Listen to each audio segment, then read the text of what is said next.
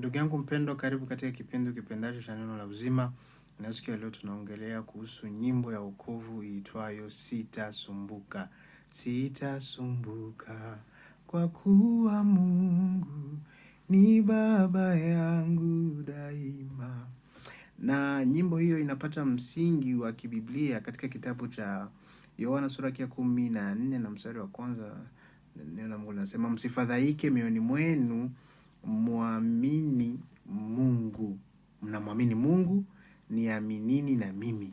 Kwa hivyo Kristo anaambia wanafunzi wake wasivunjike moyo, wasifadhaike kwa sababu wanamwamini yeye Kristo. Wafilipi sura ya 4 na mstari wa 67, neno la Mungu linasema, msijisumbue kwa neno lolote, bali katika kila neno kwa kusali na kwa kuomba, amani ya Mungu itawahifadhi mioyoni mwenu. Zaburi yake 55 na mstari wa 22 nasema, mtwike Bwana mzigo wako naye atakutegemeza. Kwa hivyo maandiko ni mengi sana ambayo yana support na yanaeleza kabisa maana ya nyimbo hii Sitasumbuka. Kwa kuwa Mungu ni baba yangu, ni yeye anajua shida zangu, ni yeye anajua vitu ambavyo ninavipitia ndani.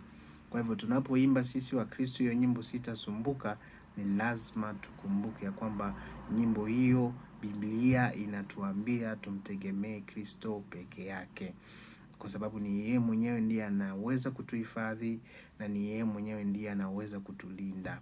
Kwa hivyo tumaini lako wewe Mkristo, tegemeo lako wewe Mkristo ni lazima liwe ndani ya Kristo na sio ndani ya watu na sio ndani ya vitu. Kwa hivyo Mungu akubariki sana. Tunapoimba Sitasumbuka tukumbuke maandiko hayo.